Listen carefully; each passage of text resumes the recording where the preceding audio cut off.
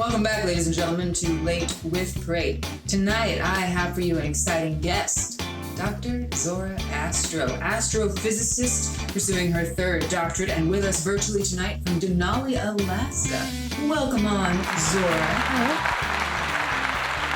Now, what a name. I mean, did your parents fate you to be a psychic? I'm not a psychic. Oh, my apologies.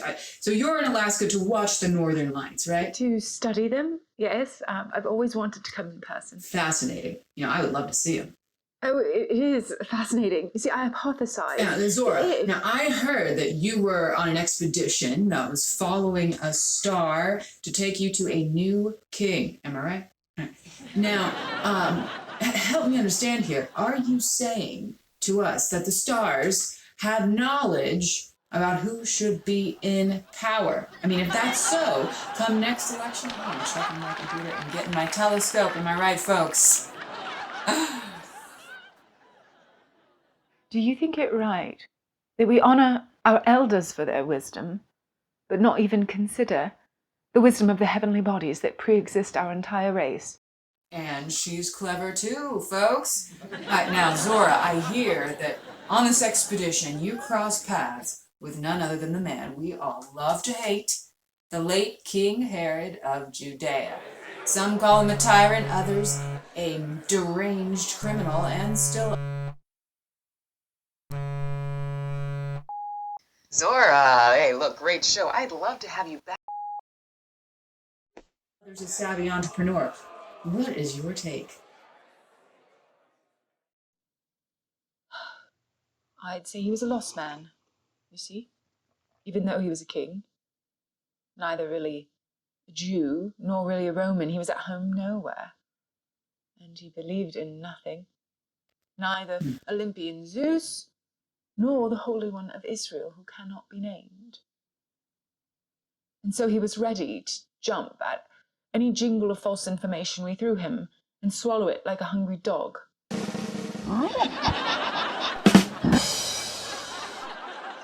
So he did. It could hardly have been more obvious that the least of what he wanted from us was jingles. Go on. He said, "Go and find me the child." And as he did, his fingers trembled and the emeralds rattled together like teeth. "So that I can come and worship him," he said. And as he said that, his hands were still as death. Woof. Death. I ask you, does it take looking at the stars to know that no king has ever yet bowed down to another king? No. He took us for children, and so we answered him as children. All right, yeah, sure. And we went our way. His hands fluttered to his throat like moths. And there you have it, ladies and gentlemen. King Herod, everything you heard him to be, and now the Mothman. All right, folks, we'll be right back after these messages.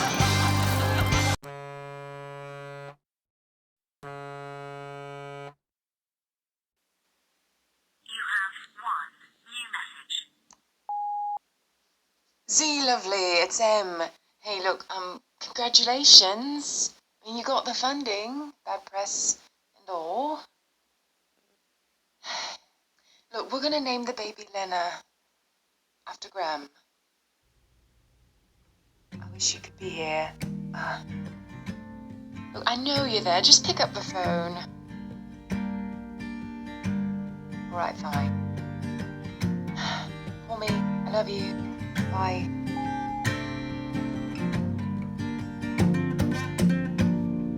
It's like I am stuck on the mezzanine, always watching and off to the side. It's like I am just loud on the balcony, always waiting, never inside.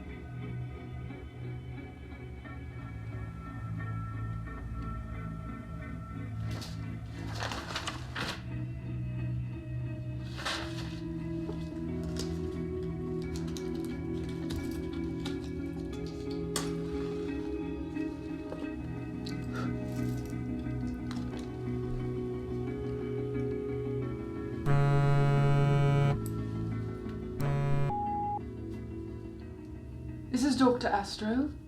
Zora, Zora, Zora. Mr. Prate. How is my favorite psychic, a physicist? I have told you no less than 6 times that I am not reappearing on your show. Oh, come now. You've seen the news. People are hungry for some eyewitness stories about the man, and you knew him at one Yes, point. I am aware. Well, you could provide a star reading or something. Was the body stolen or not? People need to know. Look, all of those who were there at his birth have already spoken out. Sure, but the innkeeper and shepherd videos have gone viral again. So, I'm in a bind. People need a tidbit. Fine. Tell them that the sun is moving into the house of Venus, so affairs of the heart will prosper. Now, Zora, All right, I've heard have you a could use wonderful some day, funding. Mr. This would be a Prate. great opportunity. Goodbye. Zora.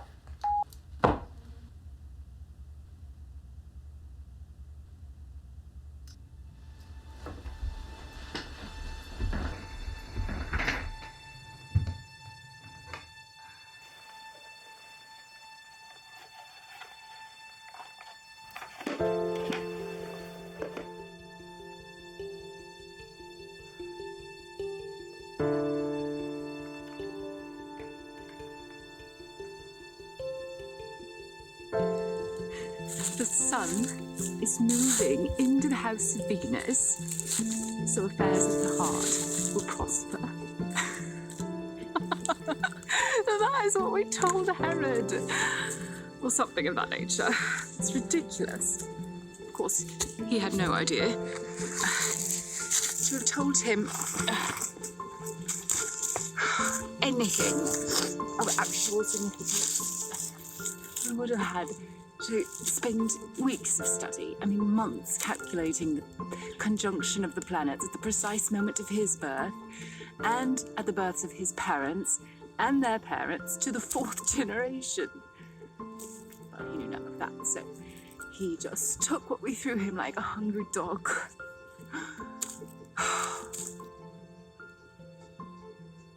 Yeah, I suppose we'll see if he's at issue later.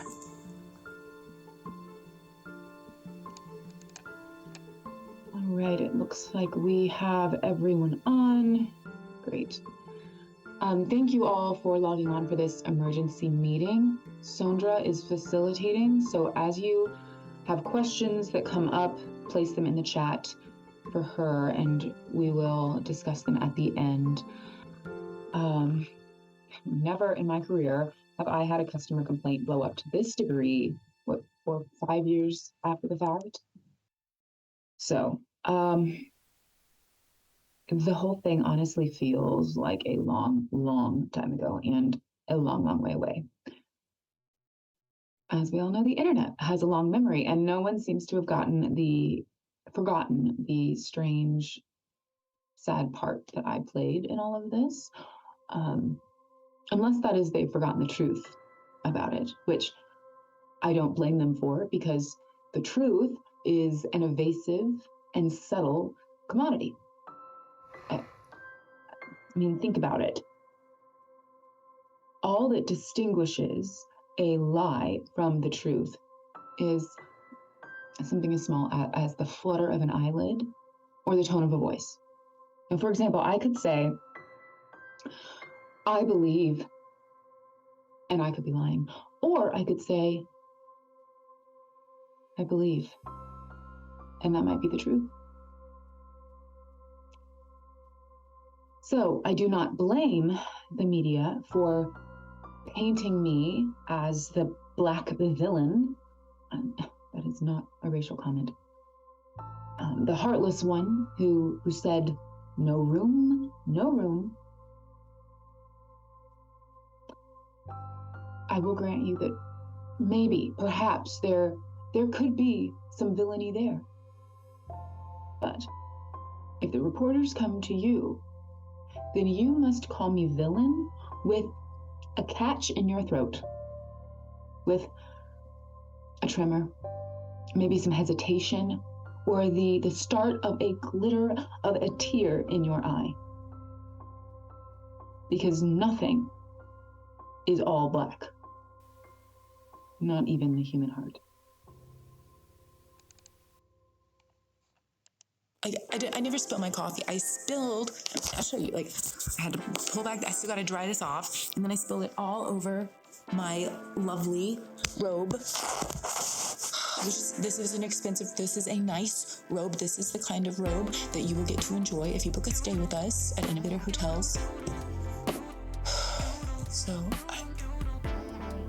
speaking of which, someone in my company signed a contract with Senses Coffee to be our main, coffee in the hotels, in your room, whatever. It's disgusting. I get so many complaints about that awful, like, burnt bean juice every day. I think I get an email literally every day about Senses Coffee. So I need to put that on my list. Fire whoever did that. You guys are people of the world, right? You realists, not idealists. So I think you understand this. Do you know what it's like to run an inn? The people leaving me those notifications obviously do not know what it's like to run an inn, or a business, or a family, or anything in this world, even like your own life. Are there fresh linens on the bed? Did the kids put their coats on before going out the door? Was the letter written? Was the book read? I think you forgot to do that homework. What else? Is there enough money in the bank? No.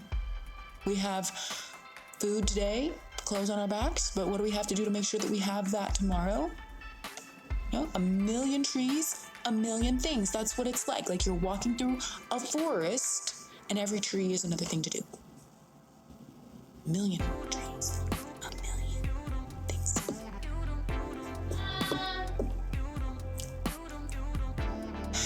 I'm coming. What'd I tell you? Not even 5 minutes.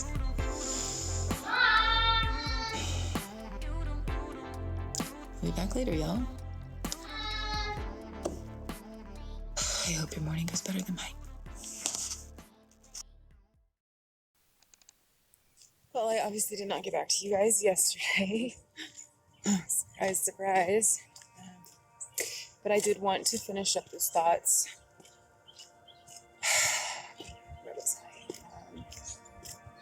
Damage control. 1,000,000 trees, 1,000,000 things.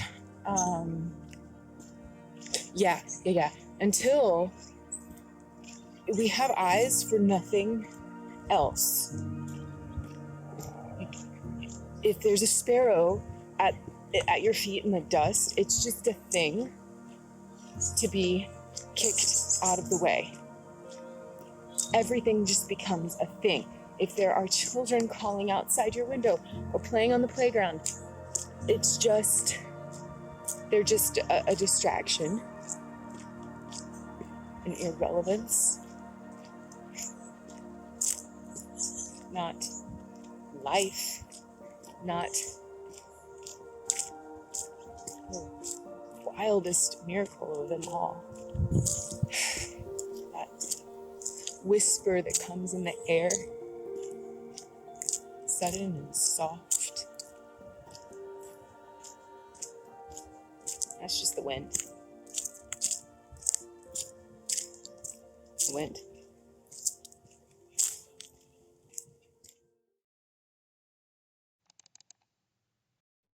I remember very well the night they arrived. I was sitting at my table doing my accounts when the woman entered.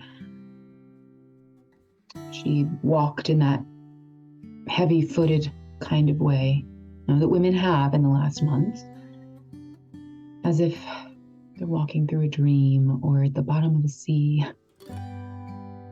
And then her husband entered behind her,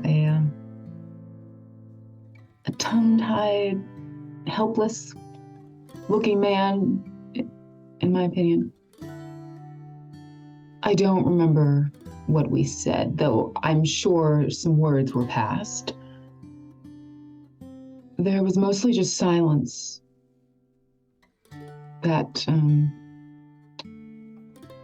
that clumsy silence of the poor. Sandra, can we edit that out?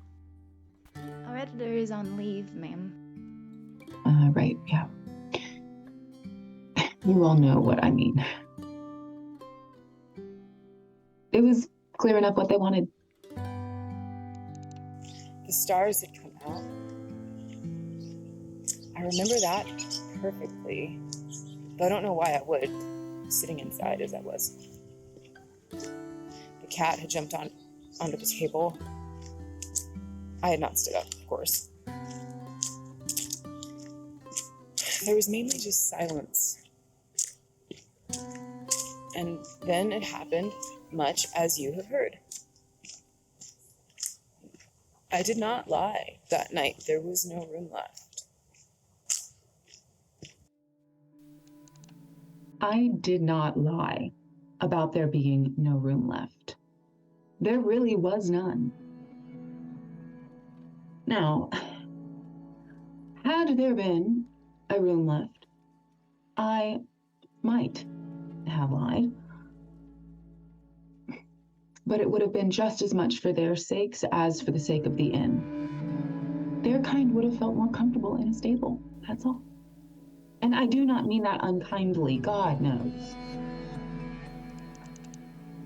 I was not there when the baby was born. I was somewhere lost in the unenchanted forest of a million trees. 15 steps down to the cellar. Watch your head on the way down. The firewood is to the left. If the fire goes out, the heart freezes. Only the wind. The wind.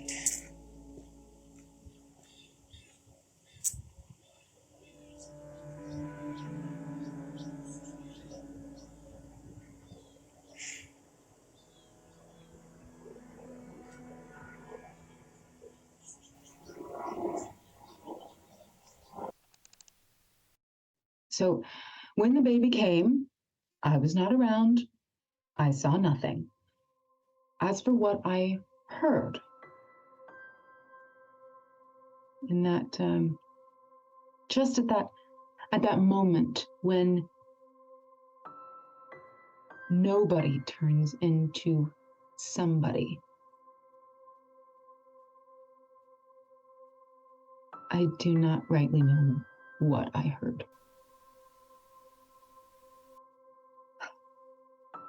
But this I do know. My own true love.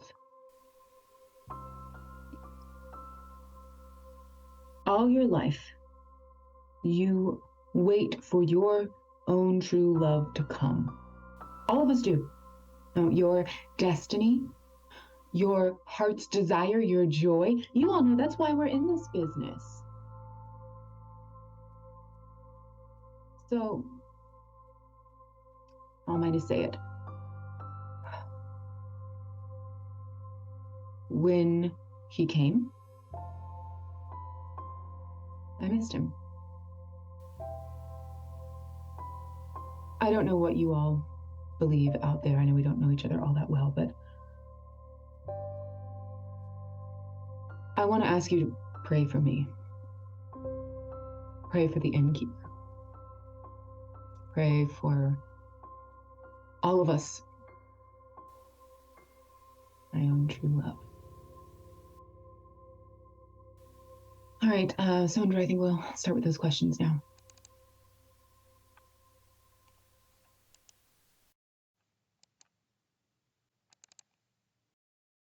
Hi, y'all. Oh, I forgot. I'm not doing a cooking video today, but I am working on a new mystery loaf, and it's setting to rise right now. So if you want me to enter your name into a raffle for a free one, then just put a guess into the comments, all right?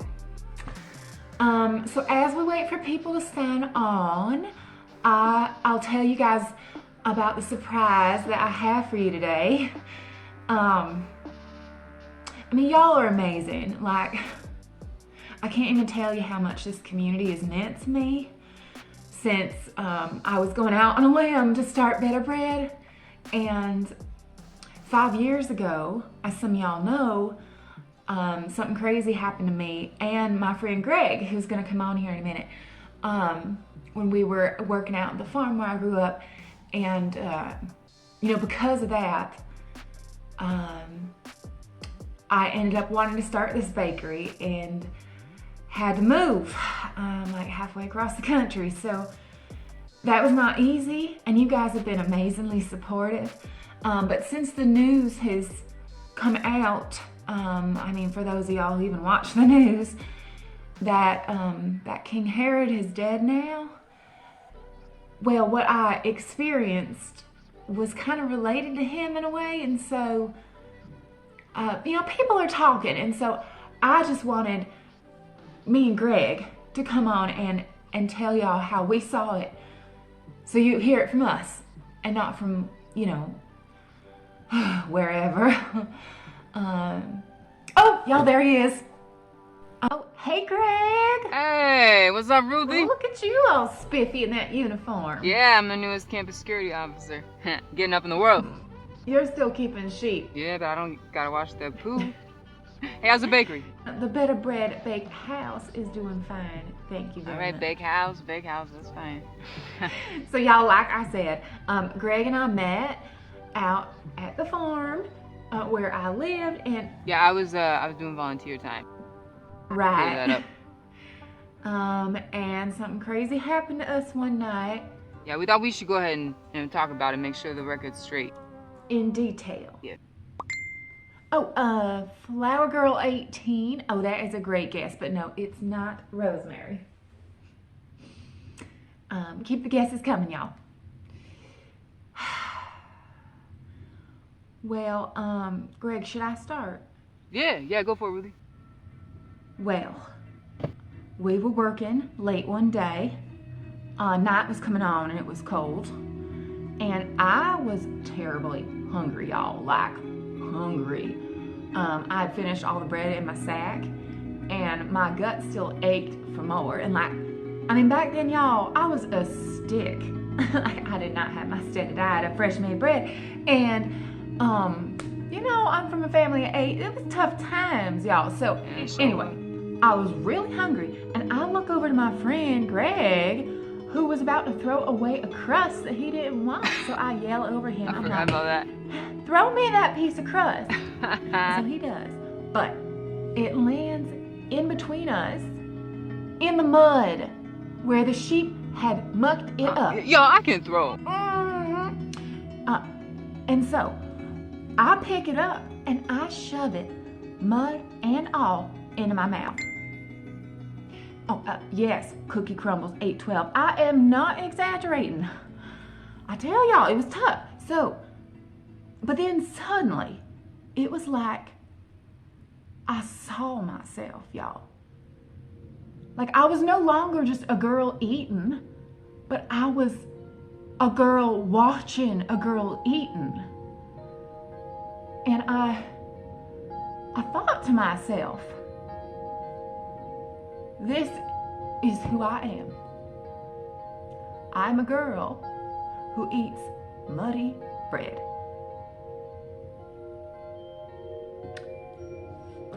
And then I thought,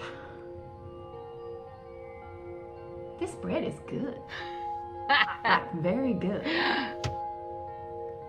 And then I yell over to my friends with my muddy mouth full of bread. Good God, y'all, this bread is good. And they thought I was a terrible fool, but they saw what I meant. Y'all, we saw everything that night. Yeah, everything. Everything. Oh, sorry, let me take these off.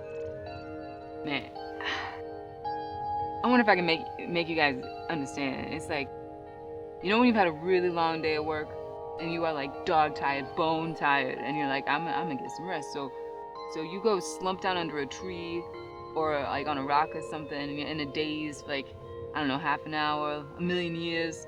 Your eyes are wide open, but you're just like staring out there. They're all glassy. You're not really seeing anything. Like you could be dead for all you know. Well, then you know, after a little while, you start to come to. And then your eyes start to come to. And then you start seeing things that were always there, but you just never saw them before. Like a ewe lamb has its foot stuck under a rock, or like like the sun scorching a hole through the clouds. Yeah, stuff like that. Like it was always there, but you never saw it. Not really.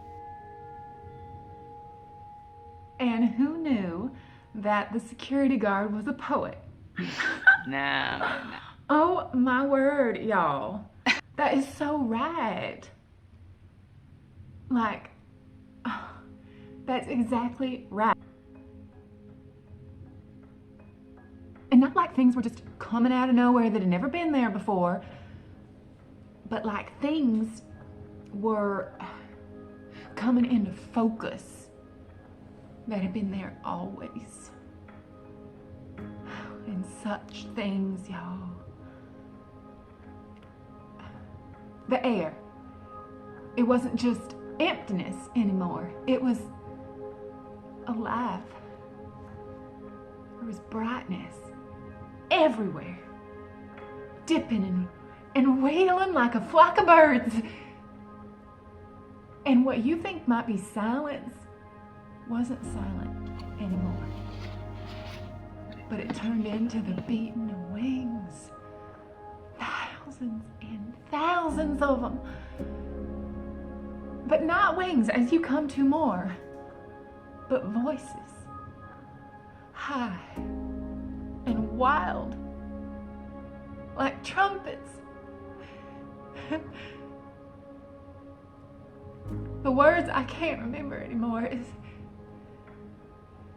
but it was something like what I had yelled with my mouth full of bread. By God, y'all, it's good. The crust, the mud, everything. Yeah, everything. Man, I don't know. I don't see any comments, so either y'all think we're like out of our minds or you're asleep, but I mean, you're right. It was just like getting out of jail. I remember it still. You remember, Rudy? There was the squinty-eyed one who was always complaining about his sore feet, and then sawed-off one who could outswear a Roman, and the little one who blushed like a girl. And we tore across that muddy field like drunks at a fair. And drunk we were, man. We were like crazy drunk. Splashing in a sea of wings and silvery moonlight and the wool of the sheep. Like, I mean, was it night? Was it day? Did our feet even touch the ground? It was crazy, y'all. Crazy. Oh, yeah. And then that innkeeper that we met coming from the other direction with arms full of wood was like, shh, you'll wake up my guests. And then once we got out to that shed, there was these foreigners there, and one of them put their finger to their lips. They said, hush. In the eye of the storm, there's no wind. Nothing moves. Nothing even breathes. Even silence keeps silent. So hush now. There he is. You see him? You see him?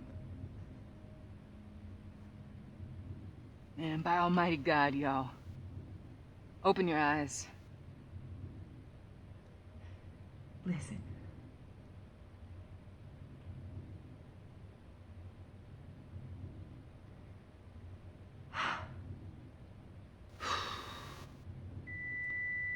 Oh, that's my timer. I gotta deal with my bread. Yeah. Good to see you, Rudy. Thank you so much, Greg, for coming on. I'll talk to you later. Bye, Rudy. Bye, y'all.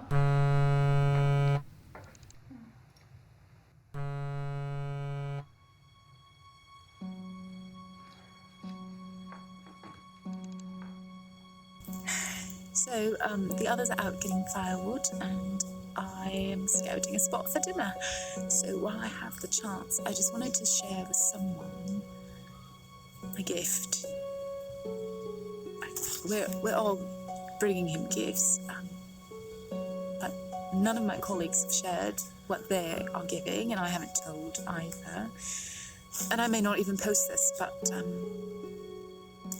wanted to record it at least.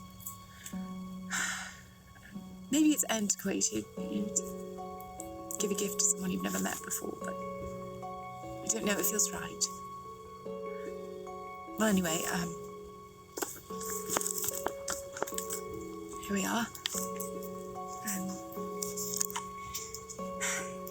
Here it is.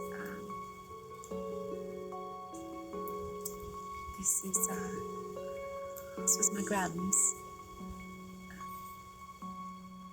It's the last thing that I inherited from her. Or really the only thing other than my hair. Thanks, Gran. And it has some things inside as well, but I'll leave those to your imagination. Yeah, I think they're coming. Right, gotta go.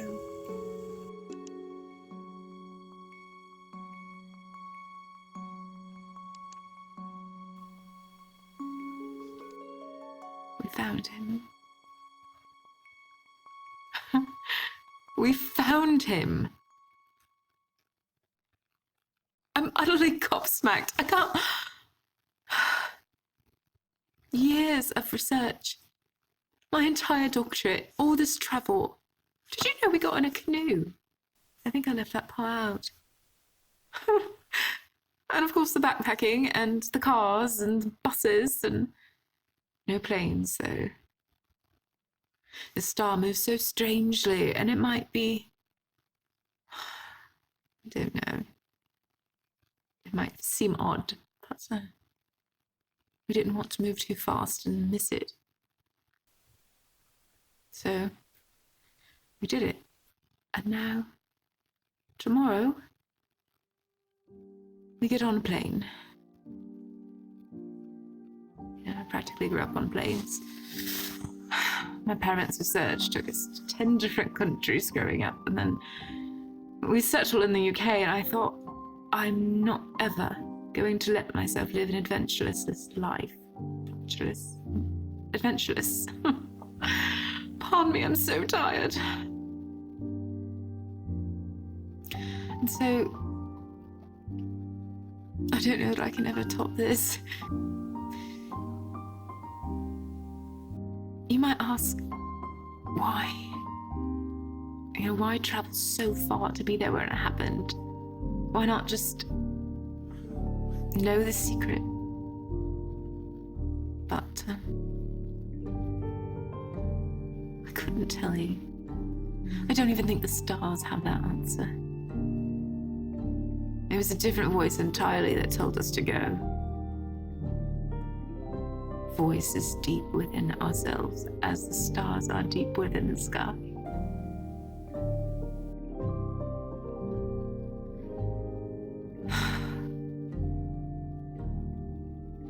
When we got to the place where the star was pointing us, it was night. It was very cold.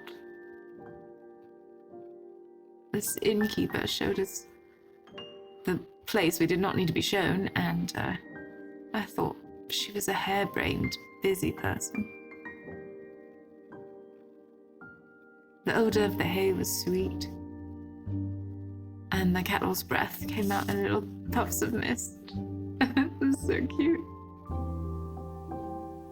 I don't know if that's the right word, actually. There was the man and the woman. And between them, a king.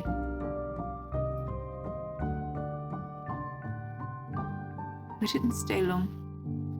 A few minutes, as the clock goes, but it felt like 10,000 years.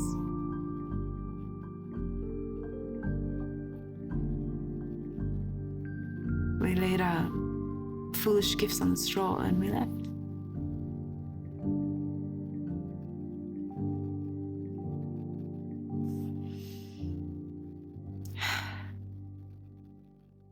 And that's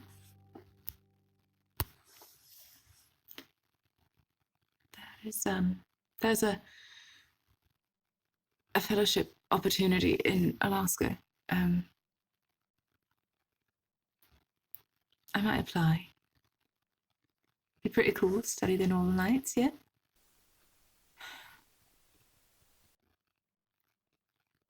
There's something else. I have to tell you two terrible things. What we saw on the newborn child's face, and don't say that I'm some kind of mystic or like astrologist or anything like that, all right?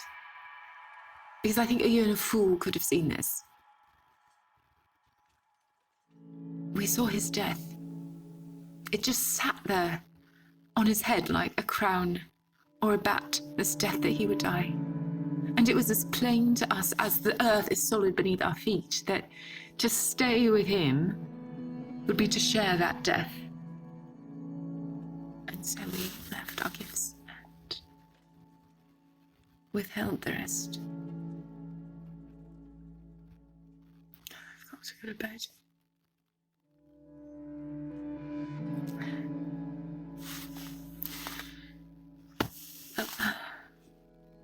One day when he's old enough, I hope he likes it. Grimmy.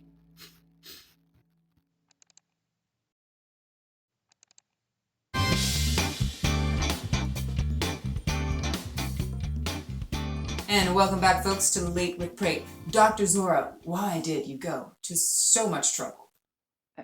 I can't tell you now, and I couldn't have told you then. And not even as we were in the process of going. And not that we had no motive, but we had so many. Curiosity, to be wise is to be eternally curious. And we were very wise. We wanted to see this one before whom even the stars are said to bow down, to see, is it really true? Even the wise have their doubts. And longing. But why will a man who is dying of thirst crawl miles across sand as hot as fire just at the possibility of water? But if we longed to receive, we longed also to give. I mean, why will someone work and labour all the days of their life in order to give something to the ones they love? Why, indeed. Well, ladies and gentlemen, Dr. Zora Astro, thank you for coming on. Folks, you know it. It's late. I'm Prate, and you're great.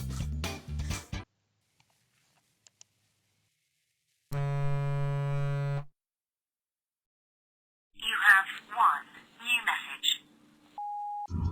Z, hey. Look, I'm just calling to remind you that Lena leaves in 2 weeks for her fellowship, and she's like jumping out of her skin, excited, and would love to see you. Yeah, she is so much like you. It's bonkers. All right, call me. Love you. Bye.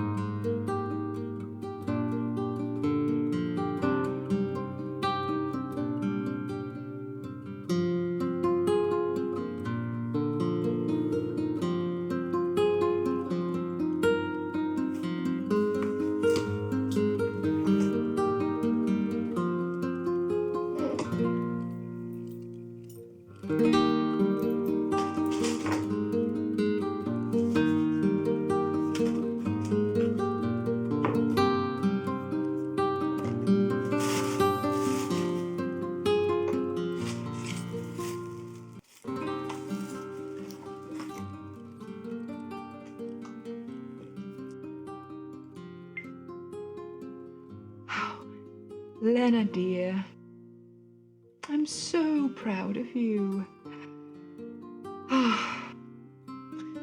When I left for my first fellowship, It was about a week after my your great-gram Lena, had died. And before that, she told me, Zora, I was young, and now I am old. Seek wisdom, for she will never desert you. And I've tried. She also gave me something that was very precious to her, which then I gave to the Jewish king that you've been reading about in the news. Yes, our stars crossed paths. And she set me on a whole adventure, which I have not told in full to anyone in quite some time, until now. I have sought answers, mysteries, patterns. And my dear, I will tell you, I am only left with one terrible question I will ask you. But God knows I ask it also of myself. Is it the truth beyond all truths, beyond even the stars, that to live without him is death, but to die with him, that is the only life?